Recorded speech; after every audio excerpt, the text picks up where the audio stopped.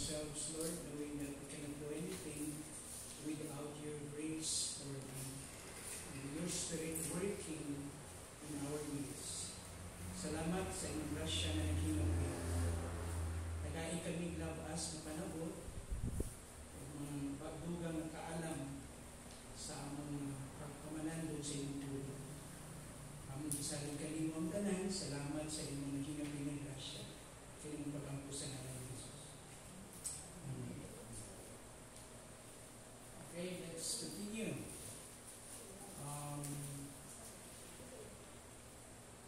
Diyan ba tayo, ma'am? Diyan na ba tayo? Tingnan ko nga kung diyan na ba tayo. Time tayo, understanding, redeeming the time, making the most of every opportunity. So, explain na natin yung language na yun. We have to buy back or we have to purchase time. Yung time na nabili nato for something productive. Yung po nga, we can't recover time. That's already past or squandered katong mga nahusi. However, we must stop wasting any more of it. So, itanaw po na to ang mga punto nung last time, yung making the most, why this is really, what are those elements i-consider nato, what it really means of making the most, yung pagpahimulos nila ba. So, atong isgutan na siya, yung focus, attention, yung unshakable determination, determinado ka, and the right motivation, yung saktong drive, then stretching beyond comfort. We are not contented with status quo. Gusto nato na we stretch beyond the limits. Then, naa siya persistent perseverance, yung pagkamanong tayo na to. So, we persist, nagpadayon doon ta. And naa siya itawag doon na strong commitment o steadfast commitment. So, din sa Ephesians 5:15 to 16 encourages believers, again, to live wisely. Mo man ang emphasis din ni magkinabuhi ng maalamon and making the most of every opportunity, especially in challenging times. So makita nato, makining time, panahon nato, is really a challenging times. Makita nato no, kung mutanaw lang ta sa palibot, maminaw ta sa mga news, usay mas mapadako, mag-magnify yung mga negative reports. Usay mo create siya fear, create siya doubt sa atoa. And ang language ng Ephesians, makita nato din yung eternal principles na antod karon, no? Buhi kaayo ang language na ihatag ni Paul. Nung si Paul ayaw usiki, no? Pahimusli kini. We are in these challenging times. So, be wise in the way you act. So, kung muhimo kang mga actions, ikang nimo, imong mga paningkamot, maalamon ka dapat. Okay? Labi na sa atong relasyon sa mga tagagawas. Pag may muntang outsiders, it refers to unbelievers. Pag may muntang community of faith, it means the church. Kita nga mga magtotoo. Usata ka komunidad. So yun ang language na usay ginagamit ko when I give reference to the church. I use the term community of faith. Mga Kristohanon na akong giming. So as Kristohanon, we have to be wise in the way we act toward outsiders. So sa atong mga dealing, sa atong paligid pag-interact, sa atong pakigrelasyon, sa mga dili pareho nato sa pagtuo, atong gitanaw nga wala pa sila na nakasinati sa gugmas Ginoo nga ni Petrus kaluwasan ug kausaban sa kinabuhi. Imo ng Biblia niya nga mahimo ta dapat maalamon in our dealings. Ug atong pahimusdan ang matag higayon. Yun ang language even in Colossians. Kung tanawin mo si Paul, gi-address niya yung believers in Ephesus sa language ng making of pagpahimulos, pagtarong sa mga higayon, being wise in the way we manage our time. Kunya, dili lang niya ka nag-i-address sa mga believers, okay, dito sa Ephesus. At nga time, daghang mga existing churches sa Ephesus. Kaya nga ang language ng mga scholar, yung book of Ephesus is a circular letter. Refers to, given to the existing churches in the region of Ephesus at that time. But that philosophy, o mayroon natin teaching of Paul, continues also to the believers in Colossae. So may mga Kristohanon po sa place of Colossae, kaya meron siyang libro na sinulat ng the book of Colossians. The same language pa rin ang ginagamit ni Paul. So this is the thing that we can find in the mind of the servant of God. Kung iwan siya, be wise in the way you behave towards outsiders. Kung paano ka mo makik-interact sa ilang.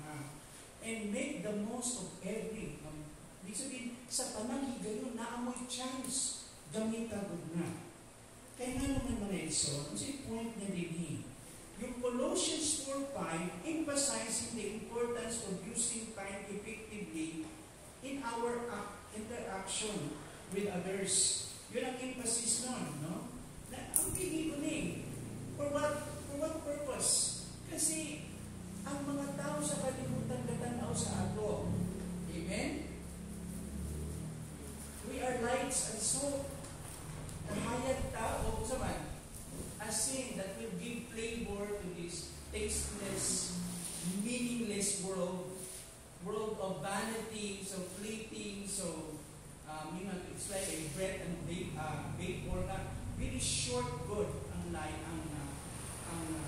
itawag natin kinabuhi. Vanity, it's more of hindi mo natong egotism and pride, but it's meaningless. Wala hinungdan. Wala akong isbutan sa next na page ninyo sa inyong notes. So, din sa Colossians 4:5-6, be wise in the way you act towards outsiders, make the most of every opportunity. Let your conversation, again, so fire na niya. Let your talk, your conversation, your communication, your language, your conversation, be always full of grace. Puno sa grasya ang inyong mga sinultihan. Season with salt na ay lasa. Amen? Something that can give flavor. No? Malasa ang inyong pag-istorya sa uban. Kasi magpasabot na. Words that can build up, encourage, comfort, provide hope. So yung language sa mga Kristohan, hindi mga cursing words, mga words na makapadaot. Dapat ang mga Christian, dili taga-gaslighting at saka taga-bully. Amen? Meron nung sa'yo gaslighting? Ano yung bagong language nila karon? Very close to bullying siya, pero iba yung gaslighting. It's more manipulating, controlling you to create doubt sa inyo ang bullying naman is more of humiliating the person. Hindi mo siya down, ipaubos.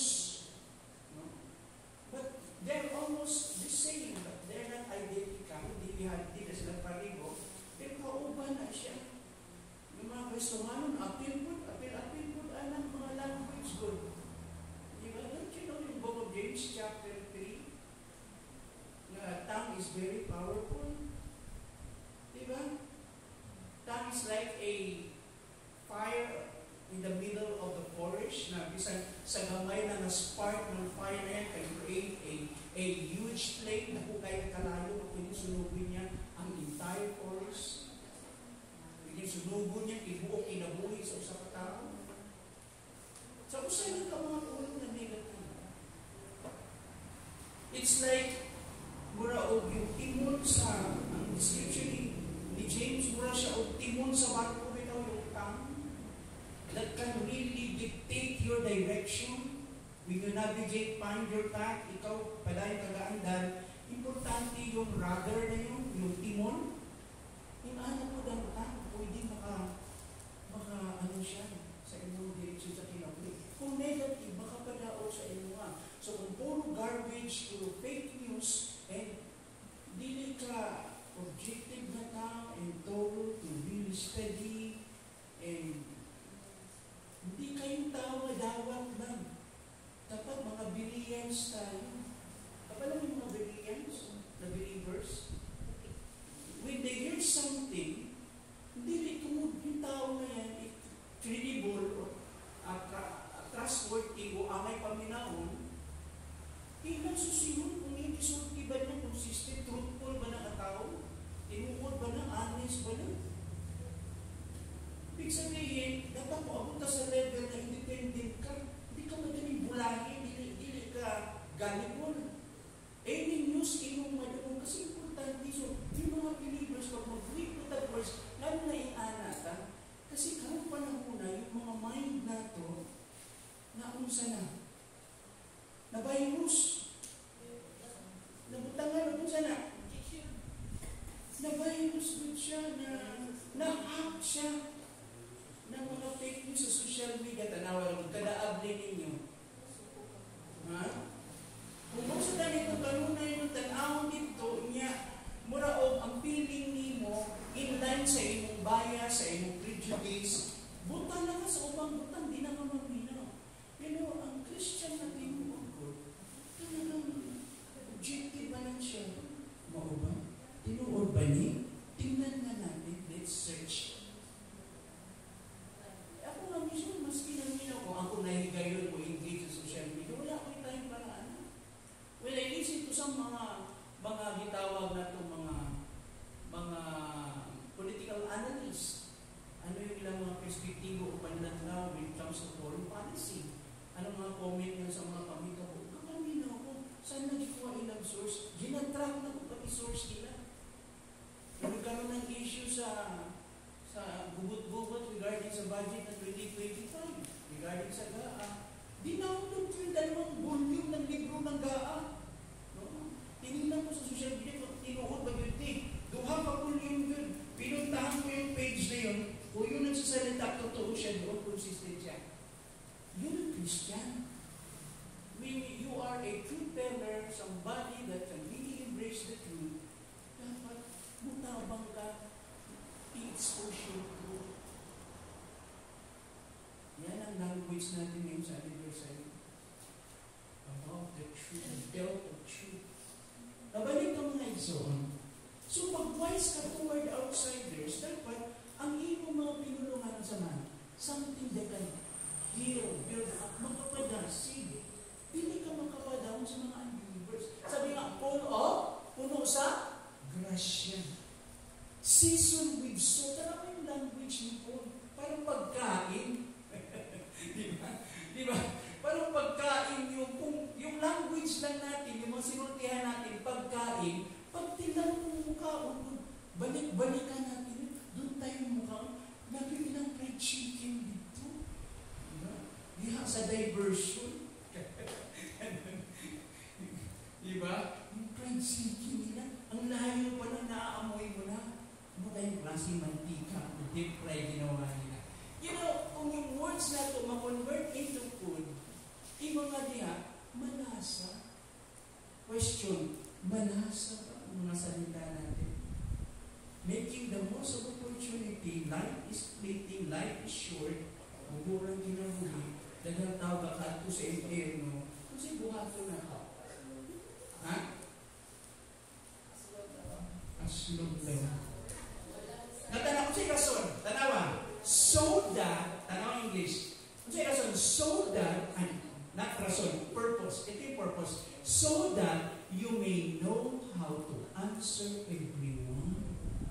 So, kinahanglan ka, okay, wise ka sa imong dealing sa mga unbelievers, imong pahimusdan ang tanang higayon, o gamiton mo imong mga pamulong, imong conversation, puno sa grasya. Kung saan ka season with salt. Aron ikaw, makabalo ka mo tubag. No? Sa matag usan, you know how to answer everyone. So ang Kristofano, naa siya tubag ka muna. Pag nagtubag siya, hindi siya lutaw, hindi lasaw. Hindi na nyo? When you open your mouth, you always have a substance. Pag naminaw yung tao, tanaw niya, ito yung mga tao, ang may paminawin ko, malasig ko, matagaan ko lapad yung paglantaw. Meron akong palagi natutunan, may napupulot akong bako, malalim itong mga tao ito. Iba yung pananaw sa buhay. Malalim yung bugot, kilala nila yung Diyos. Dapat gawin yung testimony. Amen. Dinig. Ang salbahis na puno. Natiso na Istanbul ko. Kristohanon pa naman puno. Di ba? Bakit paminawon no? Natanawa may son. However, Paul did not here use chronos, yung literal na measured time, the term for clock time, continuous time that is measured in hour, minutes, and seconds. He rather used kairos, which denotes a measured, allocated fixed season or epoch. We say epoch, or time, era, period, panahon. So, ang pulong ni Pablo dito nga, pahimusli ang tanang higayon, dili oras ka 24 oras ang disputan niya dito. Yung oportunidad, ang gigamit niya is kairos. Yung word na denotes, ibig sabihin, di ba sa meaning, mayroon dalawang meaning. Yung literal meaning, di ba pag nakikinig kayo ng teacher, okay, mauni ang denotation, literal meaning. Yan. That we can find in our dictionary. Pag mayroon dali po ang teacher na connotation, ano ibig sabihin nun? But pasabot, suggested meaning. Meaning that can add more emotion or tawag na itong additional meaning. Symbolic siya. Yan. Ibig sabihin ng connotation. Ano pa yung meaning? Now, hindi ang kairos, ang literal meaning niya, mauni kairos which denotes, okay? We rather use kairos, which denote a measure, allocated season or epochs. Period of time. Ay ang disputan, panahon. Okay. Muna ipagpasabot, fixed season. Sabon, di ba sa ato, pila ka po, ano tayo meron dito sa Pilipinas? Yung season natin. Meron tayong pag-usapan natin yung season na yun. Meron tayong summertime. Ano pa? Rainy season. Pila ka season meron tayo? O sa? Tulo daw. Nag-snow sa inyo? Sa uban, pila sa ubang lugar? Sa mga naso? Upat. So meron silang uto. Ano yung una? Sige, una. Anong una? Meron silang meron silang summer, spring, mag-una mo na sa months. Winter, ayan, winter, summer, spring, apat yun. Fall. Ano yung sabi ng fall? Dalaglag. Ano yung binang fall? Yung mga nag-inis. Ang tawag sa atin, taglagas. Ha? Taglagas. Yan. Excuse me, wala ko dito sa notes. Wala sa notes. Dapat na sa notes. Di mo maluwas. Wala sa notes. Sige na. Wala sa notes na. Sa notes nyo ng Chronos and Kairos. Ibalik-balik na rin yung notes natin. Nasa part 1 pa ta. Wala pa ta nagsugod sa part 2. Dapat na sa part 1, guys. Wala siya part 1. Okay. Wala yung part 1, di ko ba? Wala yung part 1. Wala. Yay, mainahan ng walang part 1. Absent siguro. Okay.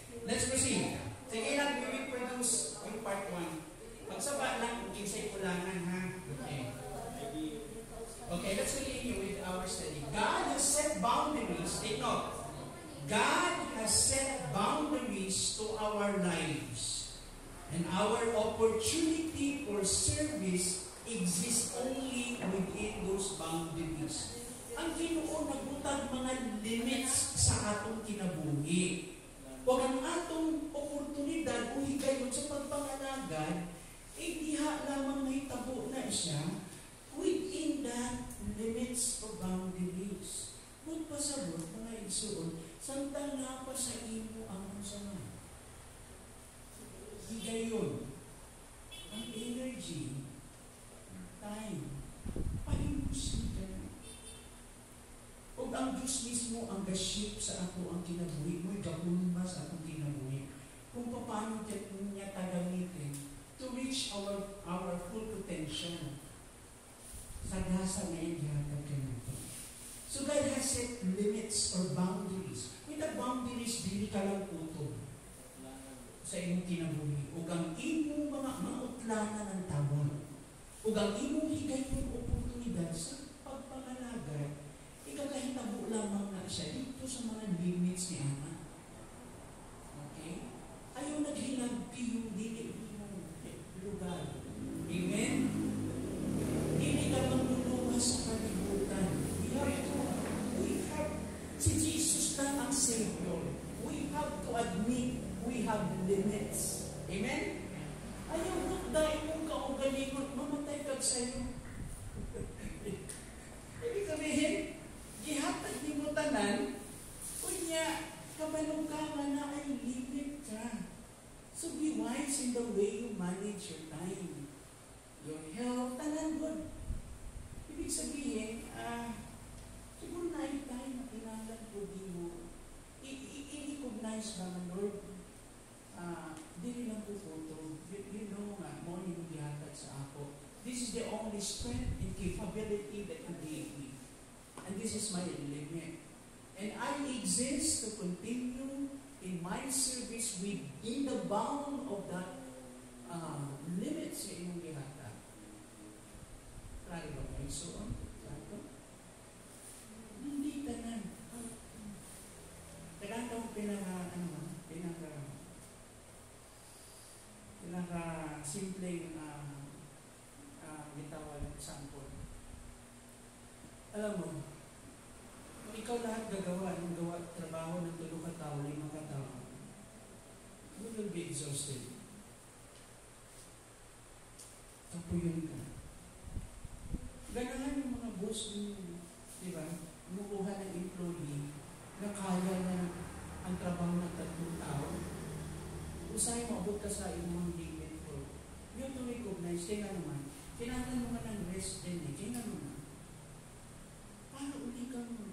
Ang purpose ng rest, ng pahuway, para kumaon sa man, makaligay balik o puso, makalig-charge ka uli. Wala, i-consume mo yung cellphone, sige gamit, sige tabo. Lubat sa ato din, walang kasaba, lubat na di ay sila. Nalubat na ba ko ba? Nalubat na siya. Tuma na yung bahay, nalubat na. Kinala ka magpa-recharge ko siya. You to understand that. Diba? Okay na po sa bata ko kaniad doon, nag-jump o full time.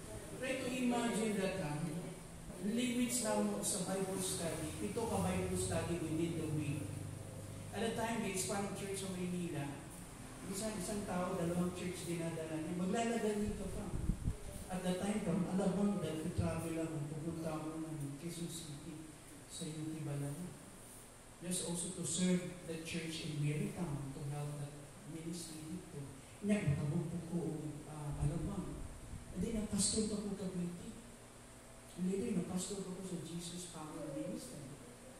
Papaabot ng mga tao. So, naglalagay ako, Luban Liches, we open a work in Binyan, we open a work in Los Baños. Lakas ang campus work inside the college. Yung may mga colleges dito, yung mga young adults, sila yung mga frontliners of work dito. Nagkaroon ng outreach dito. Nagpa-umbrella sila sa amin. Hindi madali. If you want to stretch yourself too much, you become ineffective. Hindi ka naka-effective.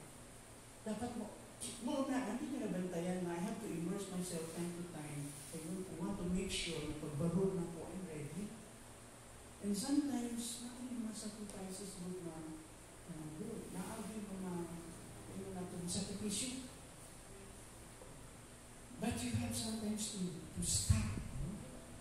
Dili lang na from our own time and season. Ino po nga, kita magkakino sa atong generation. Amen? So make the most of it in your generation.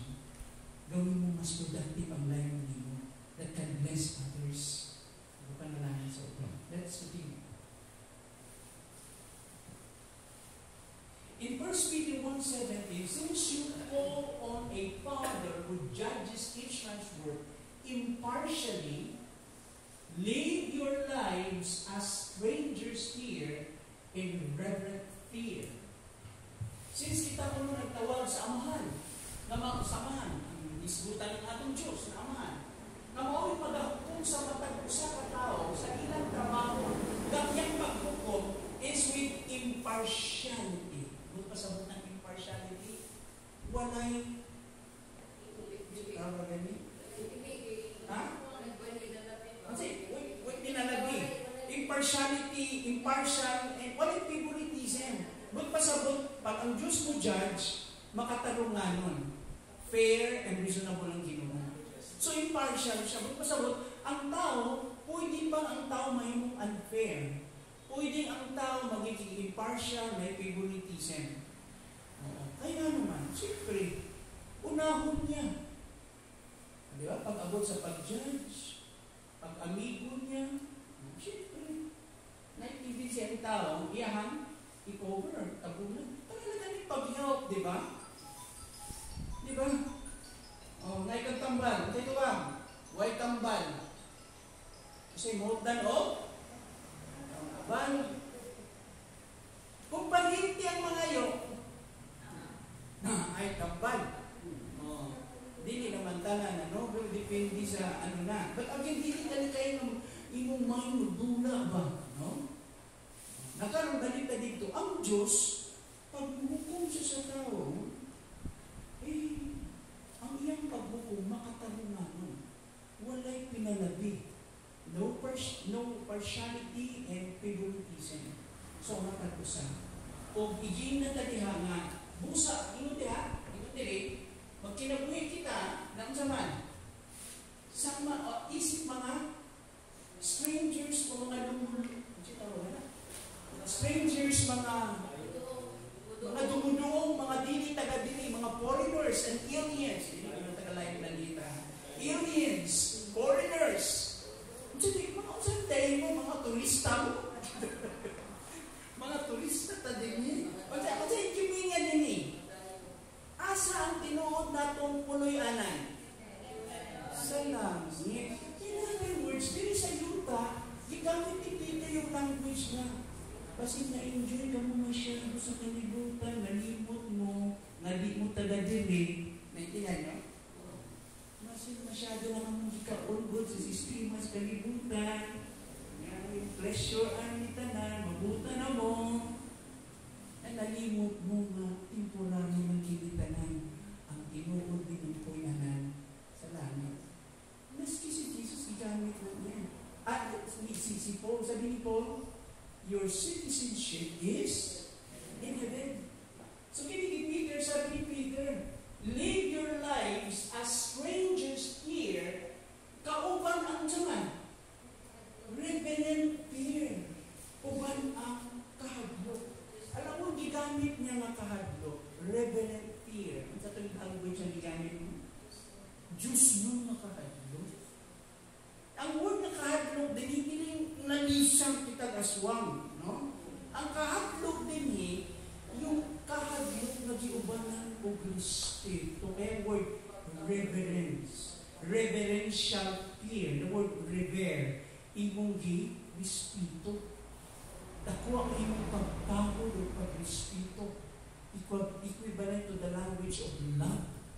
So this is the kind of fear na kita bitaw ang mga anak, di ba? Kung kita ko imong pagtawag sa imong ginikanan, naakay kahadlok. Pero kahadlok, ikan sa imong pagtawag, gugma sa ginikanan. That's the kind of language na gusto i-convey o i-communicate sa Ginoo sa ato. Okay? So sabi ni Peter dinhi, pag nagkinabuhi ka sa imong kinabuhi, kinahanglan imong isipon nga ikaw usa ka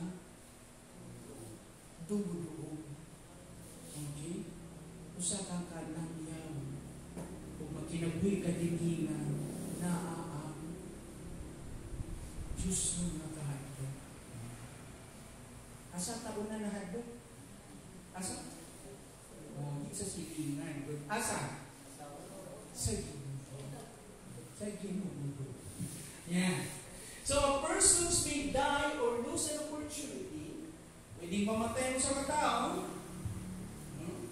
Yeah? Or lose an opportunity before the end of God's time. Pwedeng mo na itong, but he has no reason to expect his life or his opportunity to continue after the end of his predetermined time. So ang tao may die or lose an opportunity before the end of God's time. Ha? Uban ka na. Okay? Niya, wala na siya, may opportunity. Pero dili niya po, wala siya nasunggol, nung may expect siya, yung kinabuhi niya opportunity, magpadayon after ma-end na ang iyang predetermined time. Yung time, ang time ng end ng iyang panahon. His opportunity, his life or his opportunity to continue after the end of his predetermined time. For example, what is our limits? Ito, isgutan na ito yung length of years. Dili pari-parihong tawag na itong span of years na ito. Depende. Nasa kami sa dito. Pero, as much as possible, we want to live longer. And the Bible tells us the righteous will be blessed with long life. Exception to the rules, pagka short lang ang lifespan din mo, nakapagpuro sa ginawa.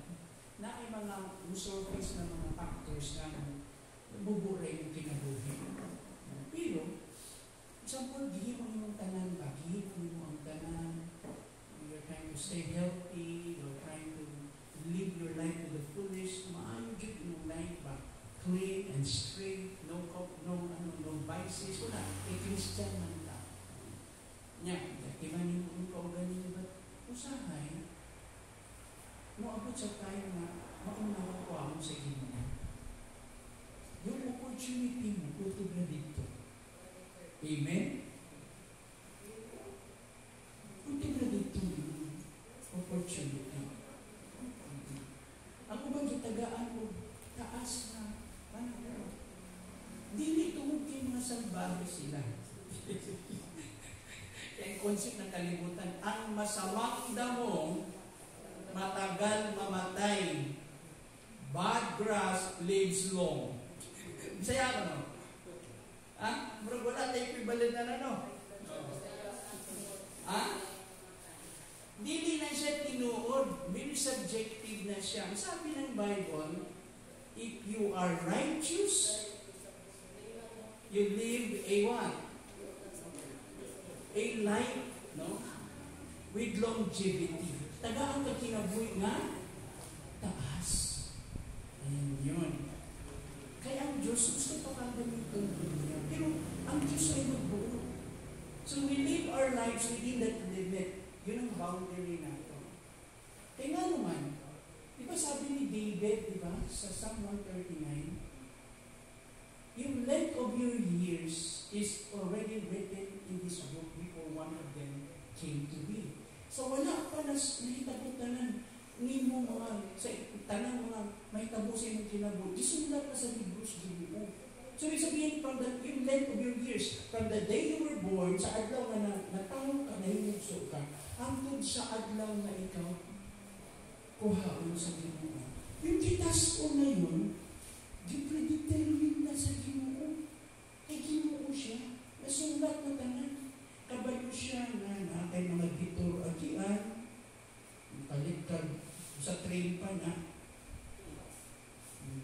Napuwas kas linya. Pero nakabalik gihapon. Kaya ang grasya niya namuhat man. Naintindihan niyo? So the kind of agian sa inyong life.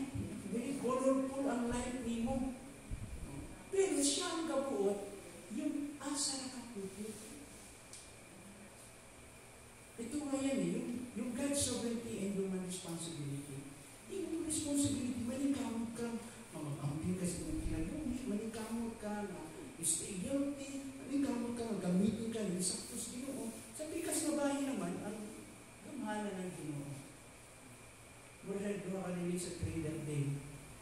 Gitawag na ito kagamanan sa Ginoo paningkamot sa tao. Kauban din siya. Pray. Para rin na siya. Para release na pray. But the point is that it was He who caused us to desire and to do His will. Iya kung pagbuot ang kanamaan doon ito, magtinguha ito. Ang katapos ng sunod siyang kabubuton, gikan niya kung kanya. Asa yung kumakita? Philippians chapter 2, verse 12 and 13. Now, a person may die or lose an opportunity before the end of God's time, but he has no reason to expect his life or his opportunity to continue after the end of his predetermined time. Having sovereignly bounded our lives with eternity, God knows both the beginning and end of our time on earth. Kinsa yung nakabalo sa sinudanan ng katapusan sa inyong mga araw din sa kalibutan? No. Kinsa rin buot niya na ang Ginoo. So make the most of this very short na life that we have. Mubuo lang kinabuhi. Ay, mo siya. For example, biglang ginan ka sa grupo. Ito lang, illustration lang. Isang tao, ba? Nung wala ko siya kabaloon sa iya ang health, talagang wala siyang pakialam. And one day, nagpa-check up siya. Pagni mo ng doktor, you have 1 month to live. Usa na lang kabulan ka mabuhi. Naa na sa 4th stage yung imong cancer. And na-spread out na sa lawas. 1 month to live. Kung sa'yo unang musunod sa usa ka tao, paano niya gagamitin yung 1 month na yun na ang tanang mga gusto niya mahitabo? Within that span of 1 month, mahitabo, mag-materialize. Siyempre, automatic, magkaroon ng ano yun, i-assess niya uli yung iyang mga activities. Kasi ating priority. Usan na lang pag-buhay. Amen? Ay mga movies and stories niya, di ba? Panood niya, di ba? Kita, hindi mo na alam ang gagawin mo. So, siyempre, uunahin mo yung mga butang na bayabon o bilibon sa imong kasi. Now, kita, nabuhay kita sa sa gracious Ginoo. We survive and we thrive because of the grace of God. Sa Tagalog, ang tawag natin sa buhay niya. Nabuhay kita sa buhay na hiram. Ang buhay na pantantay kinantang hiram ang buhay. Galing sa Panginoon. Okay, let's continue. As Christians, we can achieve our potential in His service only, take note, only as we maximize the time He has given us. So don't waste your God-given time. Buti po sa mga igsoon, maabot na ito atong potensyal sa pagpangalagad, diha lamang kung atong i-maximize ini. Sabihin, gamiton tanan ini Diyon. Wala tayong sikan sa panahon. Ngayon, ihatag ka na. So, di na ito usikan. Di usikan.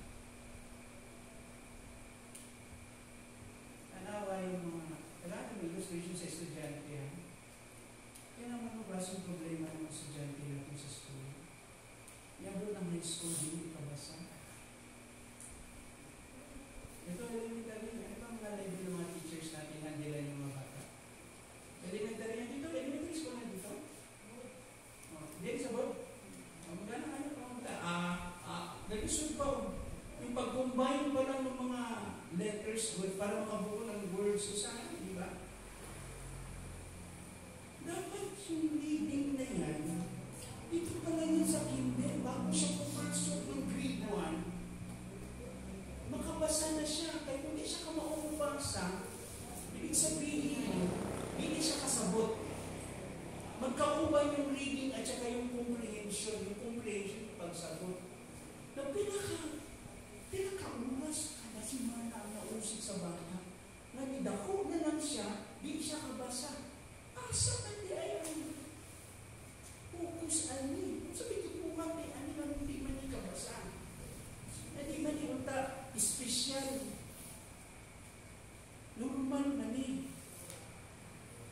namin na-develop ng mga unsaman. Behavioral problem. Naghanay excuses, hindi mo kasama sa klase. At kung pagtungtong sa high school. Yes. Kita nga naman ang example na ay nausik sa kinabuhi sa bata. That area wala na-develop in reading. Paano pa ka magkaroon ng focus na hindi ka kabasa?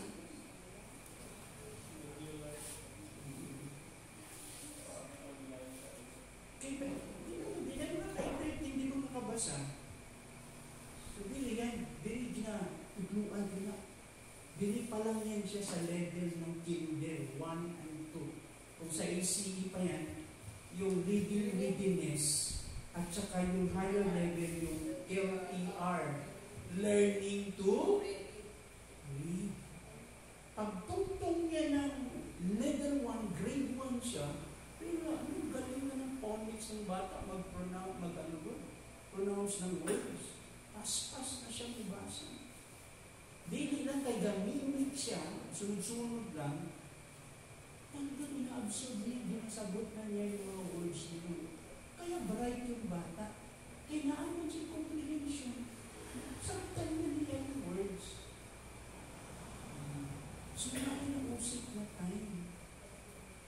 Anong klaseng religion class ang pwedeng buhat ng mga teachers kung naakayin ng bata? You would expect pagdating niya sa high school, talaga, mga motivation siya mo. Kaya kaya kita usahay ka na, walay hagbungon. Sa Amerika na, di pwede. Based on merits na sa Amerika. Kung si performance di mo karoon, walay kong grado. Muhapong dito. Pero, pasalamat ka, bago ka na iharap dito sa mas lisod, kamauna ka. Dinikay siya, sige lang, tagaan ito, grasya. Grasya, gilisod-lisod din mo siya kay the more din mo siya ma-introduce dito sa mga difficult kabutan. Kasi, ang concept ng conventional school, ano siya, yung hindi siya mastery. Ano siya, na-turn, spiral. So, imagine mo, transitive. Kung saan ito? Sa math, nang palang sa eskwela akong anak, one time sa isang private school, grade 2 pa lang, naanay basic algebra. Samantala, sa atong, sa ACE curriculum, addition, subtraction hanggang level 1 to grade. Sa grade 4 pa, i-introduce yung multiplication and subtraction. Now, problema natin ang ACE hanggang high school lang dito sa Pilipinas, walang college. Bigyan mo pa ng mga load ng mga local subjects natin. Ito na lang, murag gabago ni Bidang Bata. Magaling siya din, pag-graduate sa high school, pagtabok niya sa college, karoon siya ng cultural shock. Kasi hindi man ACE approach na college sa ato. Wala may ACE college sa ato. Kailangan siya mag-apas, kailangan pa rin tuturan siya.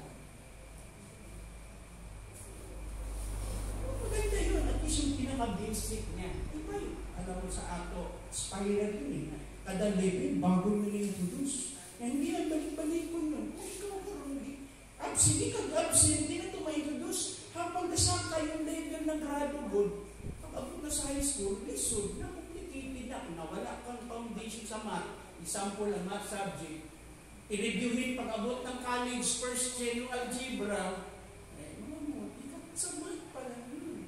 Pag-abot sa English. Importante yun. Kaya, maraming na-OC. Kasi mo daw, problema naman natin, hindi naman lagi classroom at saka teacher. Marami ng teacher ka, hindi nakasunod pa eh. Ano totoong problema natin? Classroom at saka teacher? Simple, kita natin very visible, we need more classroom. Pero ano ba kung meron? Kung hindi mag-iskulla yung mga bata, kita ka itong mga ibang mga ibang mga creative na mga teachers sa ilang lugar. Mayroon silang classroom na bangka. Naalala niyo yung mga gano'n? Mayroong study na parang alakart, kalitong. Oo. Oo. Ganun ka-creative yung mga teachers. Ay, hindi. Ang engagement rin sa mga bata. Yung dynamism ng teacher. Paano niya tulungan yung ganun? Kung siyempre, tagaan mo yung teacher ng daghang ayaw grow ng mga non-academics, pag-abot sa academic, wala siya yung time, kumukuha tayo, yun na. Kung bata, try time. Yan, dapat ang bata, kailangan talaan yung individual attention sa among time, grade 3 po, baro na grade 3. Basa! Pipi and pilar ba?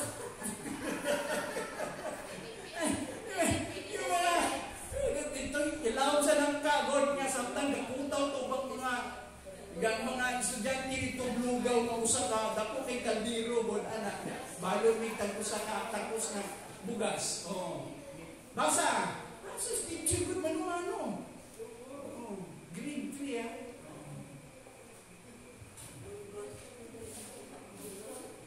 Wala na po yung time na ni.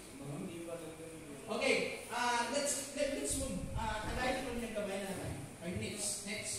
In the context of time, this implies, pasabot ani, not in literal, itawag na to meaning, implicit siya. This implies actively seizing opportunities. Okay?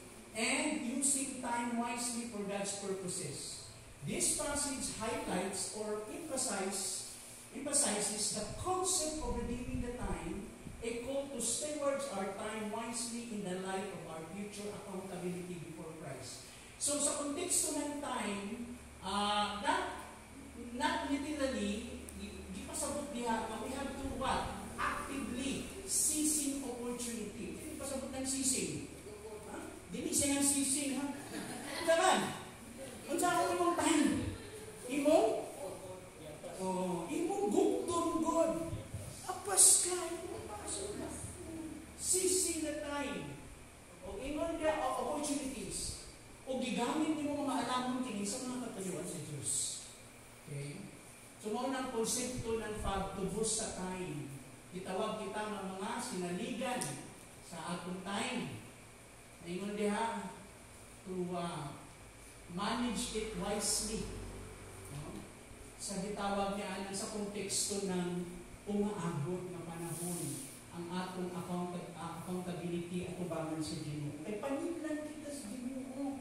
Ginoo sa nato paggamit ang atong oras sa panahon. Ginoo, gitagaan kita kinabuhi. Nabuhi ka ng mga 80 katuig. Ginoo sa nimo paggamit ang iyong panahon. Nakano sa account sa Ginoo magsugod ang counting sa ato. Asan? At the moment of accountability sa edad o at the moment of conversion? Conversion. So at tayo ng Christian ka, siyempre nagsugod ng away na hindi ay tapuan sa Christian na 16. Na, tayong talaga patupig sa Ginoo, di ba? At ang tamot ng mga napulo na tulitas.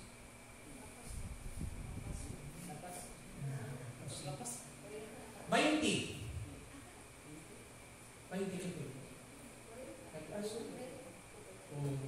So naakay 20 ka to igod na naigong na sa imong ayugod. Iigong mga panahon na igahon. 20 ka to igod. Ang tuig lang ang 20.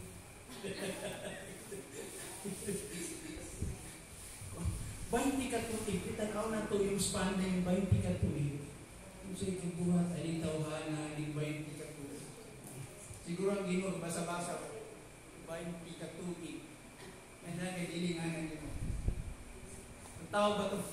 Baka nangayo ko 20 ka tuig. Tanaw na to istorya ni 20 ka tuig. Kung sino panghimo ani, kung nang-apply pa ng trabaho, imong tanaw yung yahang? Oo, yung nakitawag sila ni panik para kare-kare ko. Ano to? Autobiography. Sa may apply lang tawagan ng application letter. Ha? Biodata, at pa? At pa? Resume, at pa? Curriculum vitae. Pag-vitae pa ka. So, pag tanaw dito, tanong, noong 1980, siya, mauniyang iyang ni Panghimo. Hanggang 90s. Grabe pala ito. Ang lalim na dinaalan pala nito. Nga. Diba? For example, sa sunod lang ng 5 katuig, ang puno na ng company ang ginuksuhan. Ano Malaysia o nagaw na pulang lubot. Kung sa may problema ng tawhanan. Kung ako'y mag-apply ka na ako, ako'y madawat ng trabaho, titanaw na ko.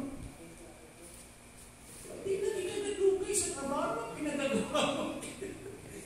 Yung sulok-sulok na ikalurok ang tinggaro, di ba? So, may nalang kung galok-sulok ka, talagang ga-expand ka.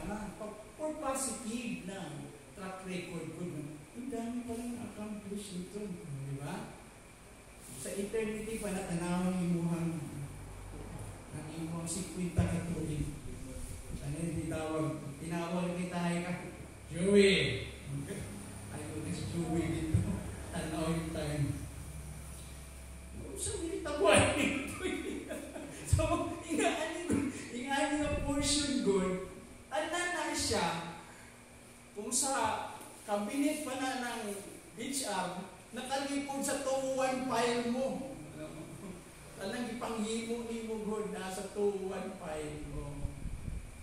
Okay, kidding aside. So, kung na lang ko din himo soon. Okay. Do you have any questions before we end? Nami pangutana? Alam mo na lang anak ko na ako, ang approach na to. Kasi, as pastor, I want to minister. Dili parang kasi na-transfer ng tao information sa iyo. This is tawag na itong ministry. Yes.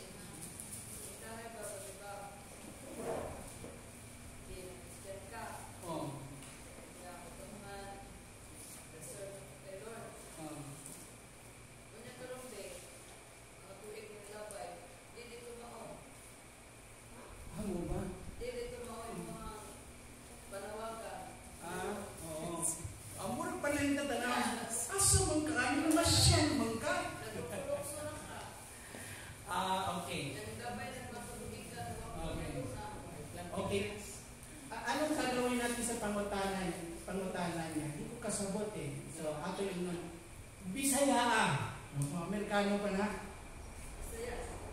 Use it straight English. Doon pasabot. Do it straight. Ibig sabihin nun, ano ibig sabihin nun?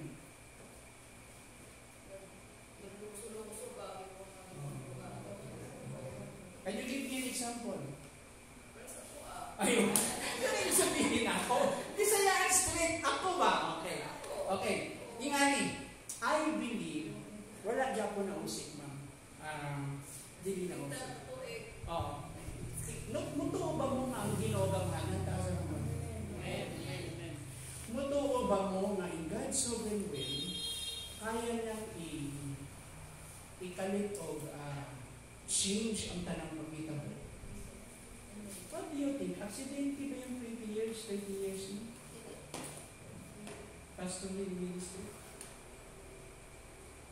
Dili ba sobrang sila na initin ko ang ganyan? Di ba din ganyan? Pati din?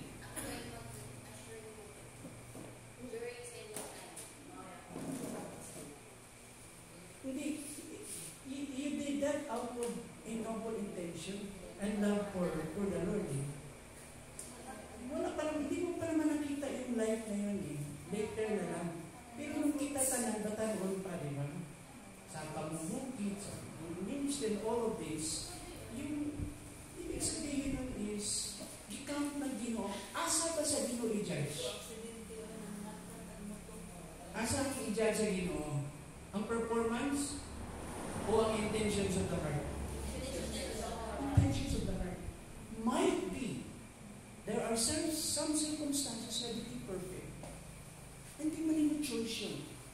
It just so happened, God, nagkipuntan ka sa Ginoo, that particular place, okay, in that particular time, walay laing ikaw na. Is that an accident? Pwede din. Aksidente ba ito? Hindi. Hindi naman church yun eh. So, ang Diyos, you are seasoned by God in that particular space na hinggatan. Ibig sabihin, that is your moment at the time. Journey ito eh. Yung pinaanan ko ba sa iba't ibang ministry, ginusto ko, may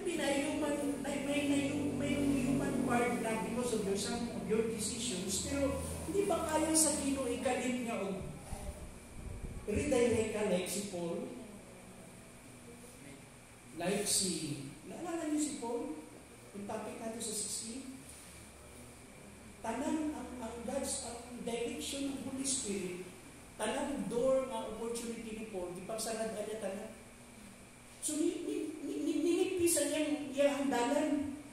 And the Holy Spirit will make sure na yung narrow road na yan, yung direction, yun ang area ni Paul. Kasi, ibang close niya. Yung una pa, yung siya dito sa Asia, doon, nagkaroon ng second attempt, thrice katulong siya di-stop ng Holy Spirit.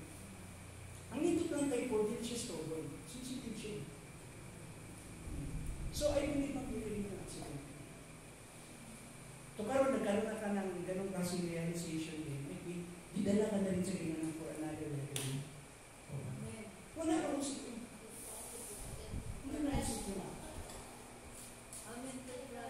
Kasi tinitignan ko dito yung sovereignty ng Diyos. Napailimit ang ginawang mga talugips. Nailimit, wala. Napay gender piliyon ng Ginoo. Sa isang organization lang, na ano siya, itawag na itong pattern yung design na it's a pastoral work. It's a yung office of the pastor is for men, for male, and eldership.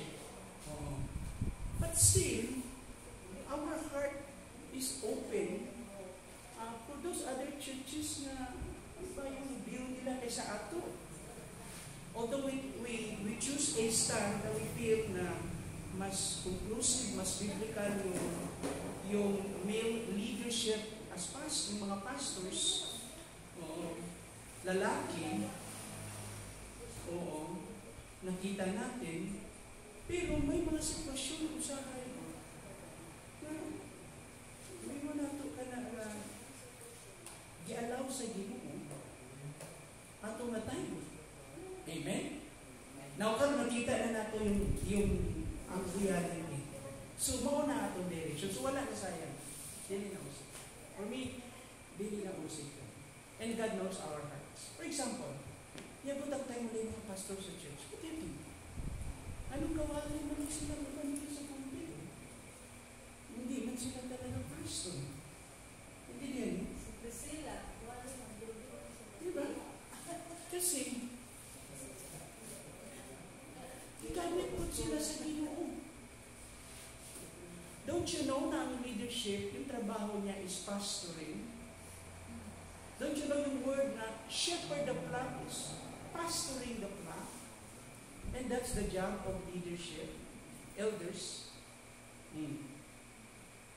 Iba yung may call, pastor, teacher siya, nandiyan siya. Pero hindi ba ipabuto teach yung mga elders? Di ba sila makamamagod? So, na-apot sila opportunity to teach. So, kung anong raise up at sa ato. How about the women? Di ba pwedeng babae magtudlo? Kasal ka mo, hindi pwedeng magtudlo ang babae. Tas, ilisa na ito, tanang mga maestra sa dipid. Ha? Maestro na tanang. Ikaw, may dagang may title dito. Dagang may kang achievements. May matudlo lang. Diba? Nga ito, wala yung mga title. Pero pag mo istorya sa Manila nung lahi may kurso di kuwani. So nga, mas teaching man yung paminawon. Naintindihan nyo? Kasi teaching is a gift.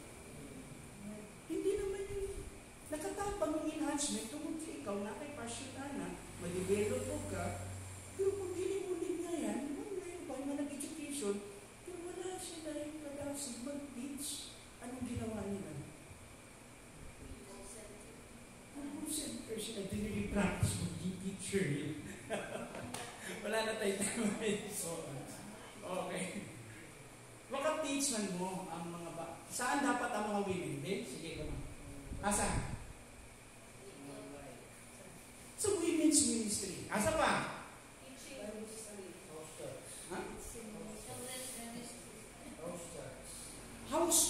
church, mga ganun, small group ba? Small group, eh? How about children? Kasi mo dali dapat sa children. Ha? Oo, pwede mo na babae dito. So, dagang trabaho. Dagang trabaho sa Pilipinas. Okay? Sige.